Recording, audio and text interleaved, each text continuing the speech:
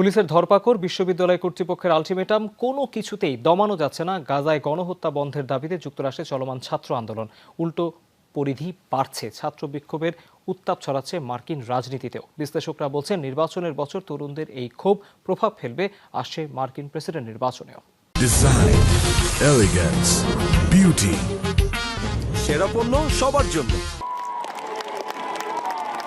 কদিন ধরে বিক্ষোভে উত্তাল ইউনিভার্সিটি অব ক্যালিফোর্নিয়া। গাজা উপত্যকায় ইসরায়েলি আগ্রাসন বন্ধের দাবিতে বিশ্ববিদ্যালয় শিক্ষার্থীদের আন্দোলনে নিরাপত্তা সদস্যরা চালাচ্ছে ধরপাকড়। দফায় দফায় ছাত্র পুলিশ সংঘর্ষে ছড়িয়েছে উত্তেজনা। সপ্তাহখানেক আগে কলাম্বিয়া বিশ্ববিদ্যালয় থেকে যে আন্দোলন শুরু হয়েছিল তা এখন ছড়িয়েছে পুরো যুক্তরাষ্ট্রে। Texas, George Washington, Harvard, new York university সহ দেশটির সব প্রধান বিশ্ববিদ্যালয়ে চলছে গণহত্যা বিরোধী বিক্ষোভ। বেশিরভাগ শিক্ষা প্রতিষ্ঠান আন্দোলনকারীদের দিয়েছে ক্যাম্পাস ছাড়ার আলটিমেটাম, সাথে রয়েছে বহিষ্কারের হুমকি ধামকি। তাতে বরং তীব্র হচ্ছে বিক্ষোভ। এখন আর নিজের নিরাপত্তা নিয়ে ভাবছি না। 6 মাসের বেশি সময় ধরে গাজায় যে নির্বিচার আগ্রাসন চলছে সেটি বন্ধ হওয়া দরকার। ফিলিস্তিনিদের উপর নির্যাতন বন্ধের দাবিতে তাই এই আন্দোলন।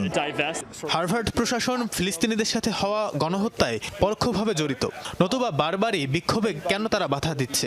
কর্তৃপক্ষ বিক্ষোভকারীদের উপর চাপ প্রয়োগ করে নির্মম সত্য লুকাতে চাইছে। ছাত্র ছাড়াও আন্দোলনে যুক্ত হয়েছেন জনসাধারণও। শুরু থেকে ফিলিস্তিনপন্থী এই প্রতিবাদ কর্মসূচির বিরুদ্ধে ইহুদি বিদ্বেষের অভিযোগ তুলে আসছে মার্কিন প্রশাসন, কিন্তু ইহুদিদের অনেকেও যোগ দিয়েছেন এসব বিক্ষোভে। নজিরবিহীন বিক্ষোভ, উত্তেজনা ছড়িয়েছে মার্কিন রাজনীতিতেও।